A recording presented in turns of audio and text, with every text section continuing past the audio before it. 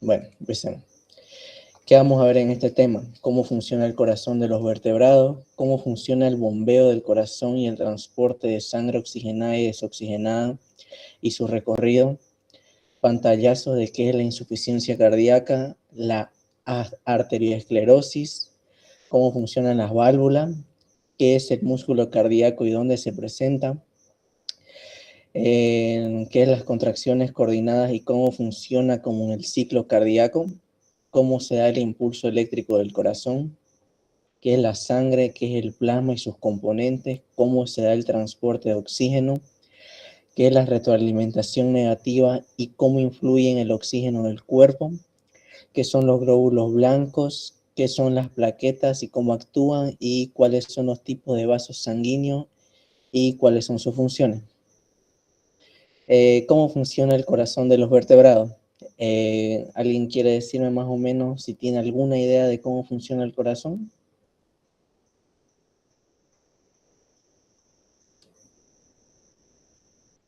Ya. El corazón de los vertebrados. El corazón de los vertebrados se forma por varias cavidades, en total 4. Estas cavidades tienen la función de contraerse gracias a una fuerza que ejercen. Es un bombeo que transporta sangre oxigenada y desoxigenada. Esto se va a formar, como ya lo había dicho, por 4 cavidades o o 2 bombas que son conocidas por el transporte de sangre oxigenada y desoxigenada. Okay. ¿Cómo va a funcionar este bombeo del corazón para el transporte de sangre oxigenada y desoxigenada? ¿Alguien tiene idea de qué es la diástole y la sístole? Sístole, contracción ventricular, y diástole, llenado de las aurículas. Sí, está bien, muy bien. Tienen idea de qué estoy hablando, más o menos, entonces. Ya. Como ya su compañero había dicho, la sístole es la fuerza que ejerce el corazón para la eyección de la sangre y la diástole es cuando el corazón se relaja y el corazón vuelve a su llenado normal de sangre. ¿Cómo va a ser este recorrido? Primeramente vamos a empezar con que la primera bomba por la aurícula por tanto la aurícula y el ventrículo derecho, estas transportan sangre desoxigenada y es bombeada para afuera del corazón. La sangre sin oxígeno la recibe la aurícula derecha por medio de 2 venas muy importantes, que son las más grandes. ¿Alguien tiene idea de más o menos cuáles son estas venas? Cava inferior y superior. Sí, está bien. Después del transporte, esta aurícula derecha al llenarse se contrae provocando que la sangre llegue al ventrículo derecho. Luego el ventrículo derecho se contrae enviando la sangre sin oxígeno por medio de arterias pulmonares. La aorta, la otra bomba formada por el ventrículo y la aurícula izquierda, esta se encarga del transporte de la sangre oxigenada para que llegue a los pulmones. Esta lo que va a hacer al llegar a los pulmones es enviar toda esa sangre oxigenada a los tejidos del cuerpo para que nuevamente se haga el recorrido. La sangre rica en oxígeno entra a la aurícula izquierda por las venas pulmonares, lo que luego pasa por el ventrículo izquierdo. El ventrículo izquierdo se contrae y la sangre oxigenada se envía a la aorta para ser enviada al resto del cuerpo. ¿Ok? Seguimos. ¿Qué es la insuficiencia cardíaca? La insuficiencia cardíaca es una cardiomiopatía que provoca el debilitamiento o la dilatación del ventrículo izquierdo, lo que provoca que la sangre oxigenada que está en el corazón no sea liberada hacia la aorta y esto provoca que tenga un retorno hacia las venas pulmonares. Esto quiere decir que cuando el corazón no bombea con suficiente fuerza, la sangre queda y vuelve al corazón, o sea, tiene un retorno. Eso no debería pasar porque esto es un corazón normal y esto es un corazón cuando hay un retorno de sangre. ¿Ok? Vamos a ver también qué es la arteriosclerosis. La arteriosclerosis es el endurecimiento y el engrosamiento de las arterias debido a una acumulación de grasa y de colesterol y otras sustancias. Estas placas son conocidas como ateromas, que ya como lo había dicho, son acumulaciones de grasa. Esto quiere decir que las paredes de las venas, de los capilares, se ven afectadas y, ¿cómo se llama? Y se puede decir más debilitada.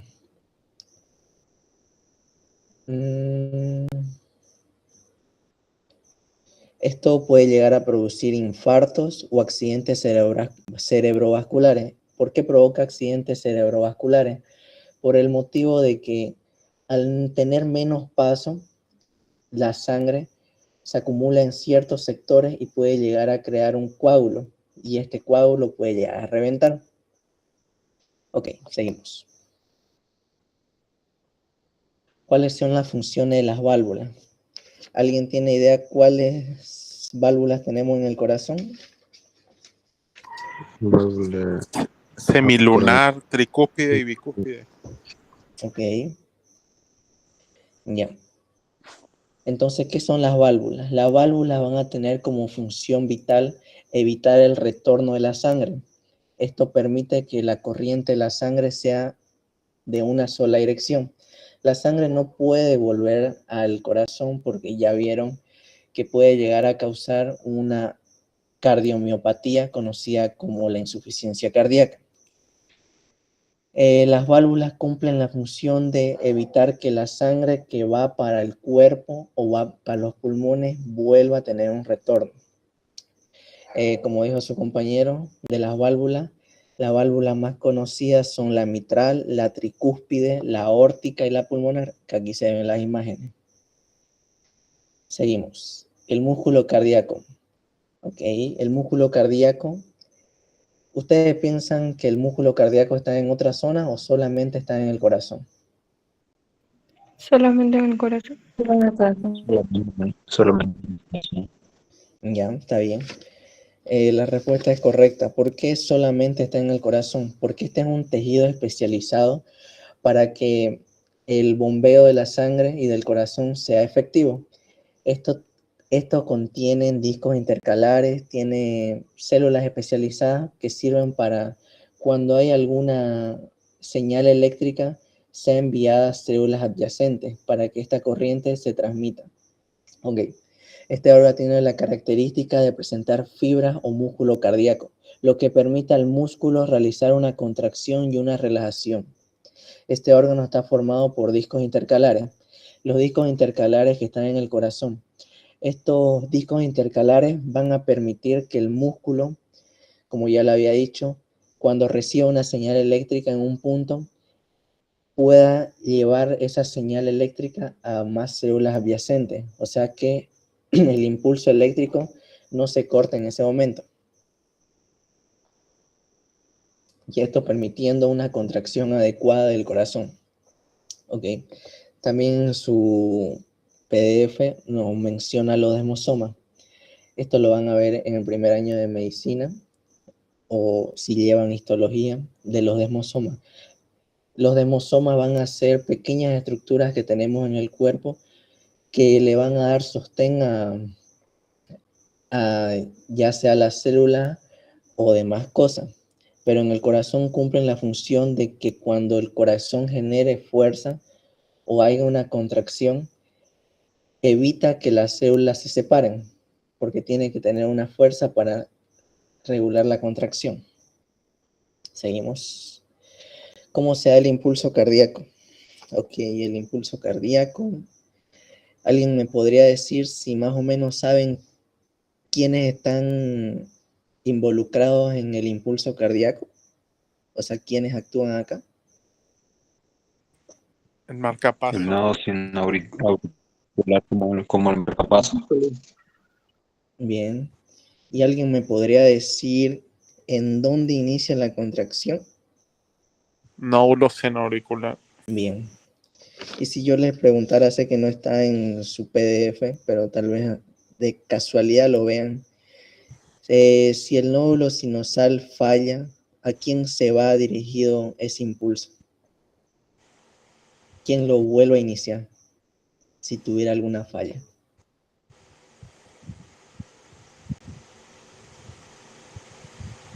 ¿Ya? Si el nódulo sinusal lo fallara, el que se encarga de generar el impulso vendría a ser el nódulo auriculoventricular, solo que la diferencia que el nódulo sinoauriculoventricular ejerce una fuerza de 60 a 100 latidos por minuto y el nódulo auriculoventricular genera una fuerza de 40 a 60 latidos por minuto. Eso quiere decir que tu corazón va a ir mucho más lento. Y si llega a fallar también ese, porque suele pasar, el que se va a encargar vendría a ser el haz de His, que este va a llevar una frecuencia de 30 a 40 latidos por minuto. Y si ese llegara a fallar, que no debería llegar a fallar porque ya no se puede, lo que ocupan son las fibras de Purkinje, que esto va a tener de 20 a 30 latidos por minuto. Pero si llega a eso, eso mayormente es algo que es incompatible con la vida. No puedes estar de 20 a 30 latidos por minuto. Ok, ya que leí la introducción, cómo funciona cada uno, empecé. Bueno, esta contracción primeramente, como lo habían dicho, empieza en el marcapaso del corazón. Estas células son células especializadas del corazón que transmiten el impulso del corazón al nódulo sinoauriculoventricular, o el SA. Primeramente, el nódulo sinoauriculoventricular vendría a ser el marcapasos primario. Este se va a contraer, esta contracción pasa a la aurícula derecha e izquierda. Esta se está contrayendo, estas al contraerse se contraen simultáneamente, o sea, sincronizadamente. Luego la señal o el impulso llega a una barrera de tejidos que llegan a la aurícula y al ventrículo. Este impulso se va a canalizar en el piso de la aurícula derecha, generando que en este impulso se dirija al nódulo auriculoventricular lentamente, o sea, va a tener un proceso lento para que llegue este impulso ahí. En este momento, la contracción ventricular va a dar paso a que se pueda dar el llenado de sangre en el ventrículo. ¿Ya? Una vez llenado el ventrículo, pasa al nódulo auriculoventricular. Esta señal se extiende por células especializadas, conocidas como fascículos auriculoventriculares. Estas ubicadas en la base inferior de los ventrículos y en las paredes. Estas fibras, como son fibras que recorren mayormente por la base y las paredes del corazón, estas células se van a llegar a especializar y se van a volver fibras de Purkinje, lo que ya había mencionado. Estas van a llegar a transmitir un impulso a través de las paredes y la base del ventrículo, permitiendo una contracción adecuada. Y así generalmente sucede el impulso cardíaco. Ok, seguimos. Un ratito.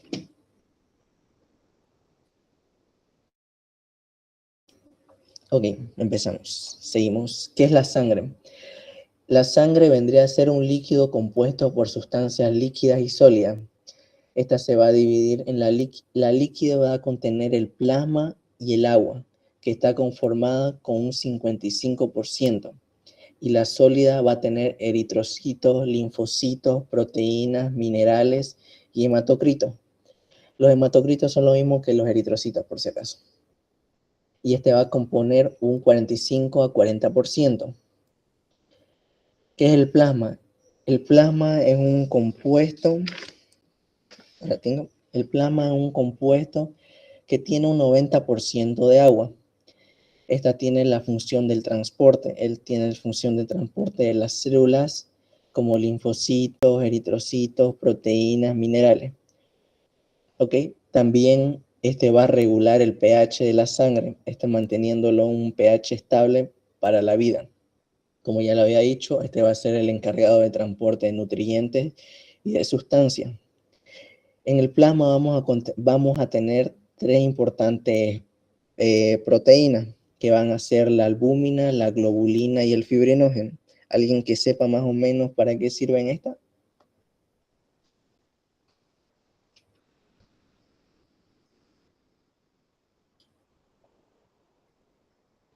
Ok.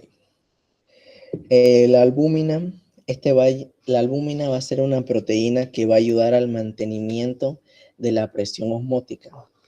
La presión osmótica, en palabras simples, es la presión que ejerce,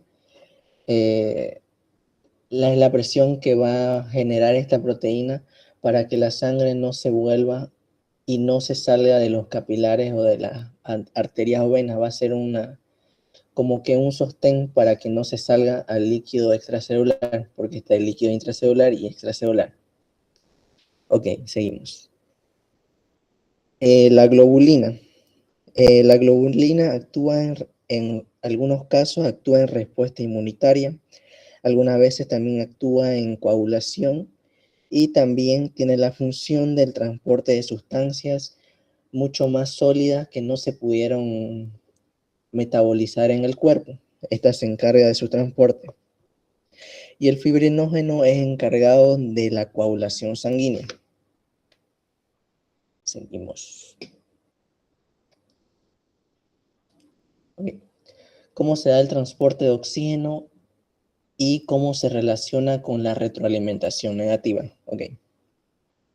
El transporte de oxígeno mayormente se da por la sangre, pero la sangre no es la que lo transporta, sino son los eritrocitos.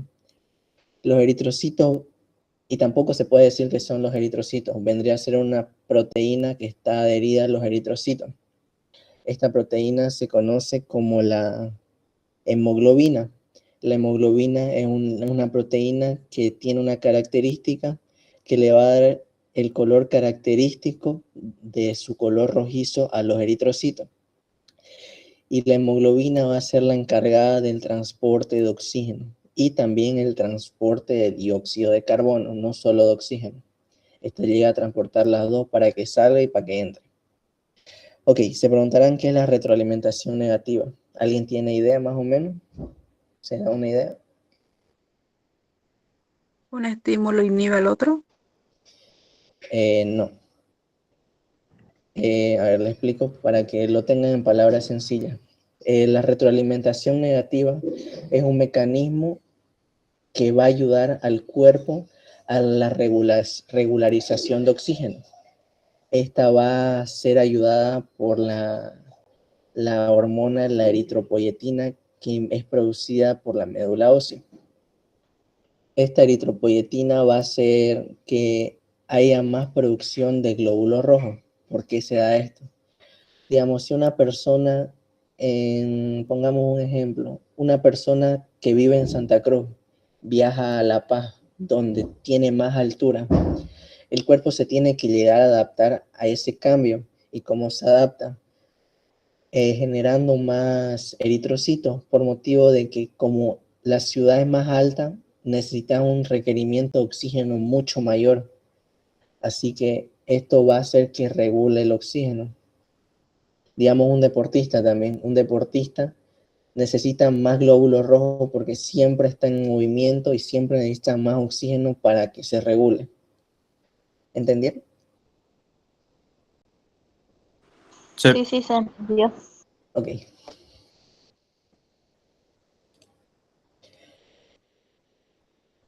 Seguimos. ¿Qué son los glóbulos blancos y cómo actúan las plaquetas? Los glóbulos blancos, yo creo que ya tienen un concepto de qué son los glóbulos blancos. Son células conocidas por defender el cuerpo de agentes patógenos extraños. Los más conocidos son los basófilos, los neutrófilos, los eosinófilos, linfocitos y monocitos. Yo creo que esto ya lo han visto si han llevado en su PDF sistema inmunitario. ¿Ya lo han llevado o aún no? O sistema linfático, creo que es su tema. Sí. Ok, entonces ya saben qué. Ok, Y ahora vamos a ver qué son las plaquetas y cómo actúan. Las plaquetas van a ser células mucho más grandes, conocidas también como megacariocitos.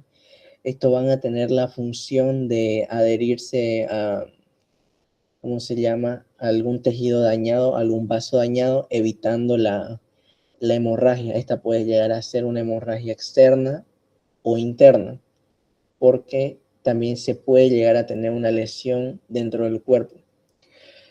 Ok, los megacariocitos, le diría que se aprendan los dos nombres porque hay una pregunta, bueno, a mí me tocó en mi año, que decía algo de tipo de plaqueta, ¿con qué otro nombre se lo conoce? Y aparecía megacariocito. Preguntas así insignificantes que creen que no van a entrar, entran. Ok, las plaquetas viven alrededor de 10 días y actúan en traumatismo dañado, pero tienen un proceso. Las células o plaquetas, estas se dirigen al tejido dañado, liberando varias sustancias que actúan sobre las proteínas para la coagulación. Este resultado da la producción y la síntesis de la trombonina en su forma inactiva. Luego la trombonina se cataliza con otras proteínas, volviéndose una red de fibrinógeno. Ya había mencionado el Trombina. fibrinógeno. Eso, trombina, perdón. Ya había mencionado el fibrinógeno. ¿Alguien me puede decir para qué funciona el fibrinógeno? Para la Bien, Coagulación de la sangre. bien. Y este fibrinógeno se llega a transformar en redes llamadas fibrina. Ok, así las cadenas de fibrina se adhieren donde hay un tejido dañado y estas redes, como ya saben, se adhieren y ya se paró la hemorragia. Ok, seguimos. ¿Cuáles son los tipos de vasos sanguíneos y cuáles son sus funciones? Pensé que iba a ser más largo. Muy bien. ¿Cuáles son los tipos de vasos sanguíneos y qué función tienen? Los vasos sanguíneos tienen la función del transporte de sangre oxigenada y desoxigenada. La que más se conoce son como las venas, las vénulas, capilares, arterias y arteriolas. Estas contienen 3 capas conocidas. ¿Alguien sabe cuáles son? Íntima, media y adventicia. Bien. La íntima, la media y la adventicia. Ok.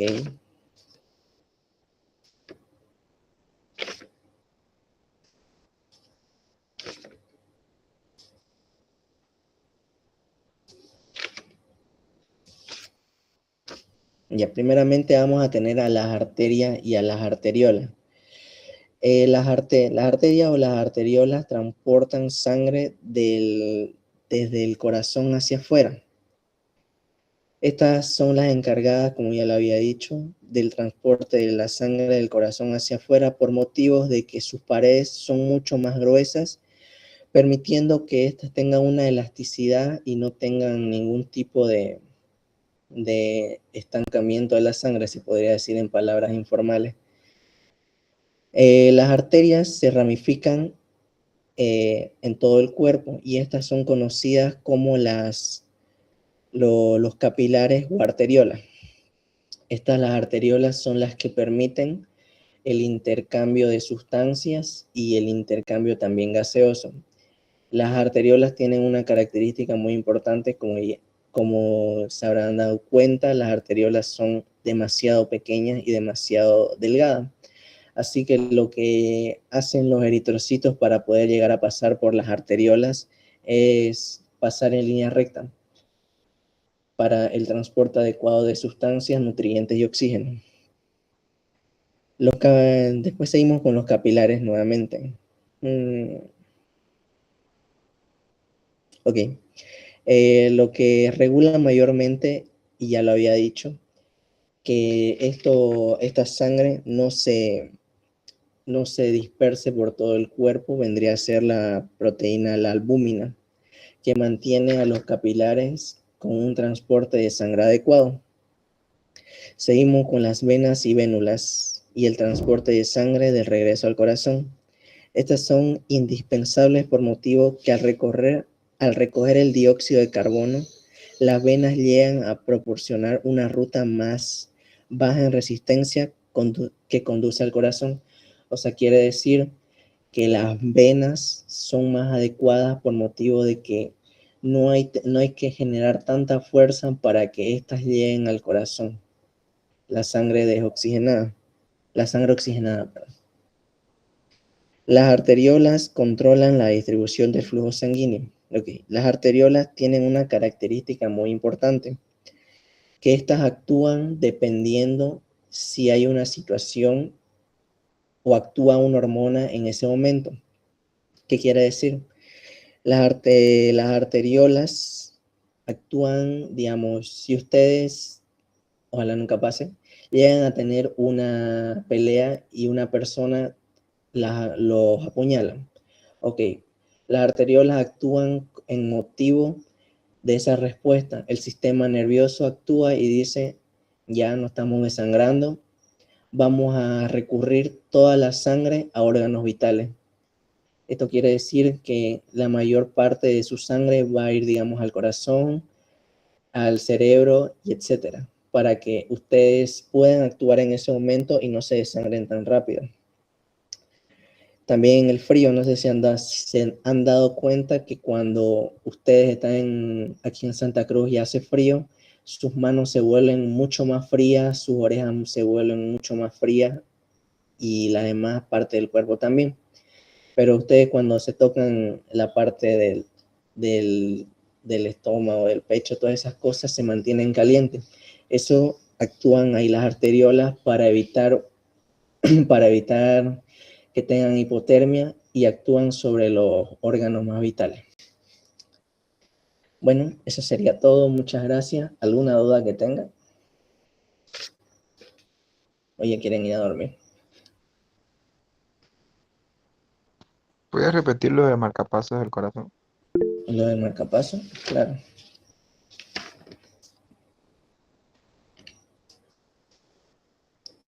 Volvemos acá. Ok. ¿Qué parte no entendiste? Disculpa. ¿O te lo explico todo de nuevo? Todo de nuevo, por favor. Ok. Ok, ustedes saben que en una contracción del corazón, todo inicia por... me perdí.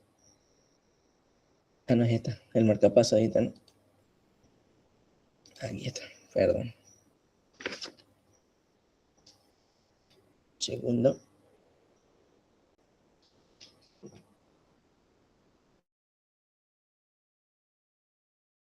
Ya. Ok, como ya saben, el marcapasos del corazón es el que genera el primer impulso eléctrico. Ok. Este impulso eléctrico se va dirigido al nódulo sino-auriculoventricular.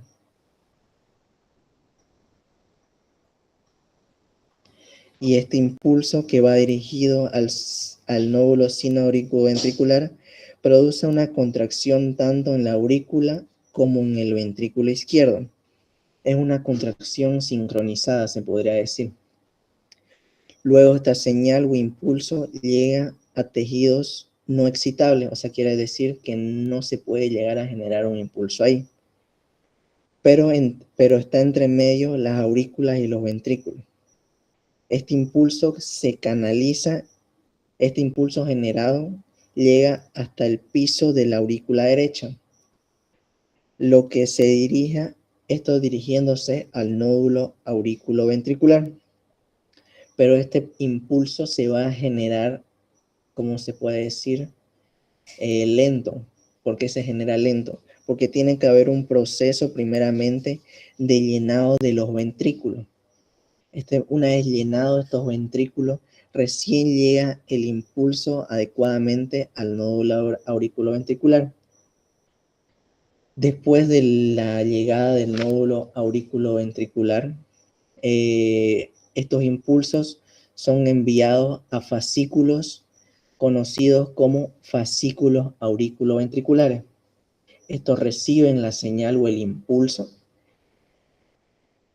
Reciben la señal, el impulso. Y estos fascículos están en las paredes y en la base del corazón. Estos fascículos se van a dividir tanto en las paredes como en la base. Ya no se lo va a conocer como fascículos auriculoventriculares. Se lo va a conocer como fibras de Purkinje.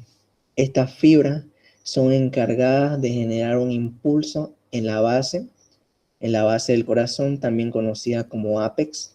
Generan un impulso para que este corazón se contraiga. Eso sería todo. Así termina el proceso de contracción.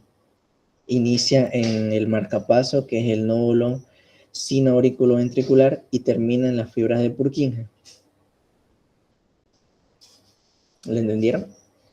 Gracias. De esa parte, todo eso puede caer como pregunta. No, pero pueden llegar a, o sea, no le van a preguntar el proceso, porque es muy difícil, pero le pueden preguntar, a ver, después de dónde se genera el impulso primario del corazón. El impulso primario se genera en el marcapaso del corazón, que vendría a ser el nódulo sinoauriculoventricular. También pueden preguntarle dónde es el último lugar donde se llega a dar el impulso. No serían las fibras, sería la red de Purkinje o las fibras de Purkinje. Así preguntitas cortitas, pero le pueden preguntar, no le van a preguntar, esquematíceme el proceso de los impulsos cardíacos. No, muy difícil que le pregunten eso. ¿Alguna otra duda? ¿Por qué en el nódulo sinoatrial lo dices con otro nombre? Porque así está en su PDF, se conoce, en el primer impulso se da en el nódulo sinoauriculoventricular. Perdón, lo estaba marcando el sinoatrial, ¿no? Va a disculpar. Sí. ¿Alguna duda que más tengan?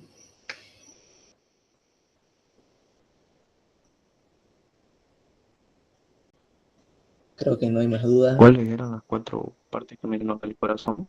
Las ¿Cómo? cuatro partes. Eh, ¿Cuáles eran las cuatro partes que mencionó el corazón? Como no entendí tu pregunta, ¿la puedes escribir, por favor? Si no es molestia.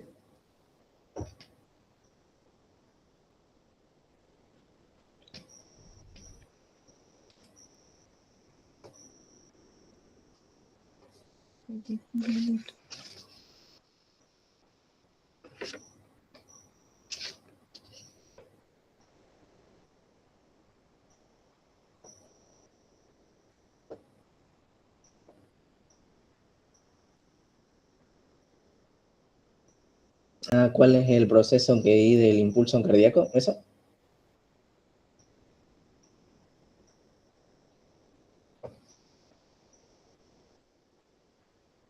Ok. ¿Te lo explico de nuevo o te menciono solo eso?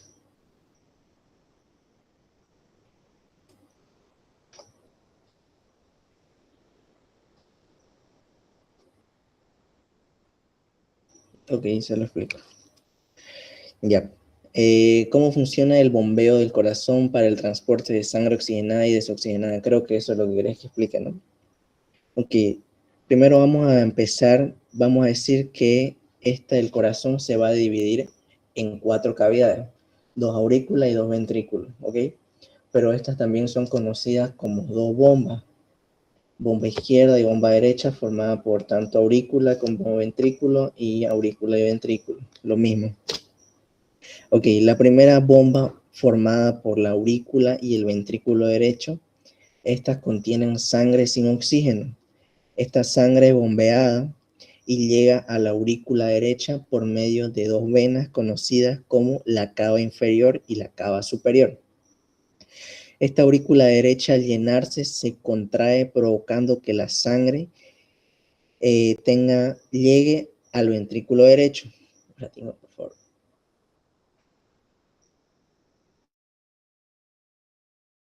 Van a disculpar. Ya. Estas se llenan, que llega al ventrículo derecho. Luego del ventrículo derecho se contrae enviando la sangre sin oxígeno por medio de arterias pulmonares.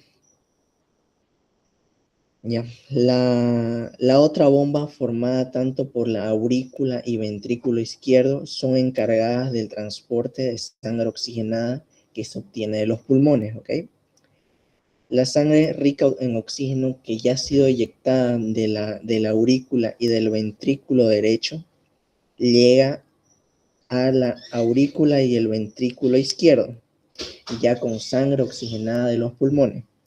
Esta sangre rica en oxígeno de los pulmones llega al ventrículo izquierdo, ¿ok? Del ventrículo izquierdo, esta se contrae eyectando esta sangre a la aorta para que esta sangre oxigenada sea transportada a todo el cuerpo y así se repite el ciclo. Primero pasa por la aurícula y el ventrículo derecho y termina siendo eyectada por el ventrículo izquierdo para que esta sangre sea transportada con oxígeno por todo el cuerpo. Eso. ¿He entendido? ¿O lo repito de nuevo? Sí, gracias. De nada. ¿Alguna otra duda sobre el examen? Disculpa, ¿podrías explicar lo de los glóbulos blancos, los tipos así rápidamente? Claro. Ok. Los glóbulos blancos. Ok, los glóbulos blancos. Le voy a dar un pantallazo porque creo que ya lo han leído. Ok, los glóbulos blancos van a tener como simple función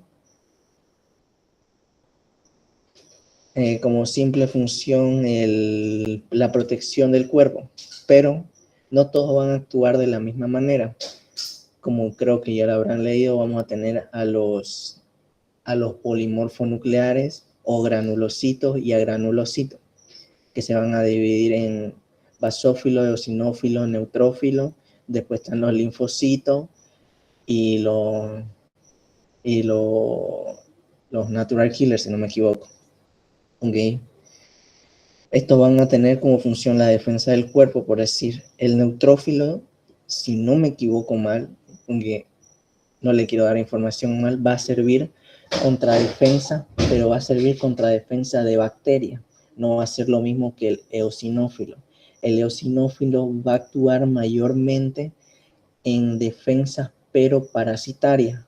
Esto lo van a ver más adelante cuando entren. ¿Para qué sirve? También el eosinófilo va a actuar en, ¿cómo se llama? En alergia, en hipersensibilidades. Así cada uno son especializados. Las plaquetas, encargados de la coagulación, los eritrocitos del transporte de oxígeno, el macrófago, encargados de fagocitar, y etcétera. Eso sería. ¿Alguna otra duda?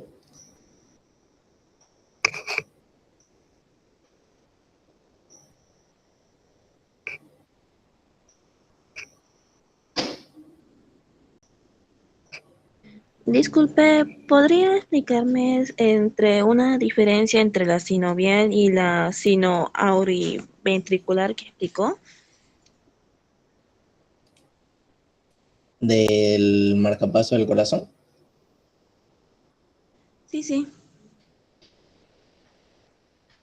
La única diferencia que te podría llegar a decir es que, como ya lo había mencionado, el impulso generado empieza por el nódulo sinauriculoventricular. ¿Ok? Esto lo tienen entendido.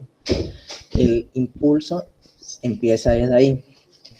Otra diferencia se podría llegar a decir que el nódulo sinauriculoventricular tiene una fuerza o una frecuencia cardíaca de 60 a 100 latidos por minuto. A diferencia del nódulo auriculoventricular, que digamos, si llega a fallar el nódulo sinoauriculoventricular, se encarga el nódulo auriculoventricular con una frecuencia de 40 a 60 latidos por minuto. Esa sería la mayor diferencia que podrías encontrarle, la frecuencia con la que se da esas partes.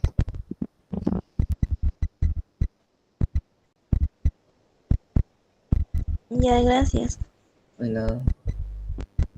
¿Alguna otra duda? Porque mañana les voy a enviar un quiz para que repasen este tema. Les voy a hacer un quiz de 50 preguntas o 20, creo.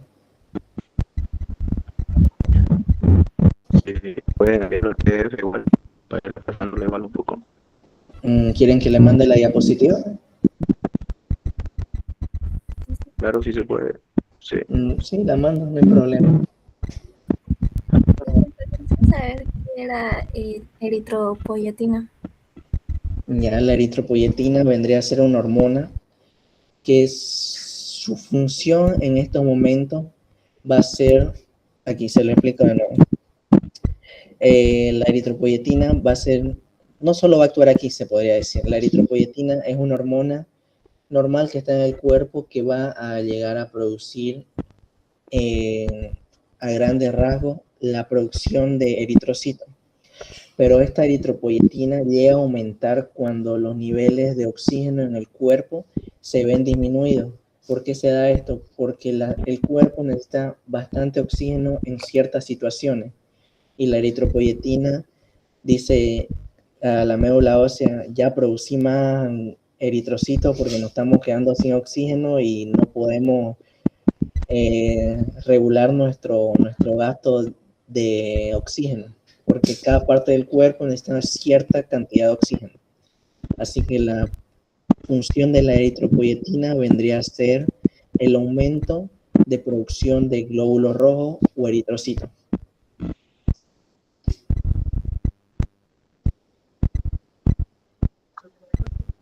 Vendría a ser como una retroalimentación negativa, ¿no? ¿Cómo? Vendría a ser una retroalimentación negativa, ¿no? Exacto. Vendría a ser el que regula, él es el que regula básicamente la retroalimentación. ¿Alguna otra pregunta?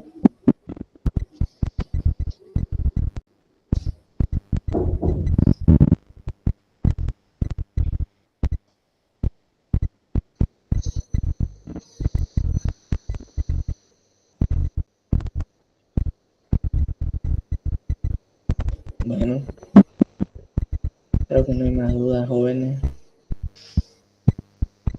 Cualquier duda, el grupo va a estar abierto de vez en cuando y pueden consultar con algunos administradores si tienen las dudas. Los temas de química, creo que hoy día, antes de que yo esté dando clases, estaban dando temas de química. Ya no estamos haciendo transmisiones porque estamos prefiriendo grabar las clases para que se suban a YouTube. Así ustedes lo pueden ver cada vez que quieren y no están pendientes a lo directo. Y mucha suerte, jóvenes. ¿Cuándo es su examen? ¿Cuándo empiezan a dar examen? El 3 hasta el 5.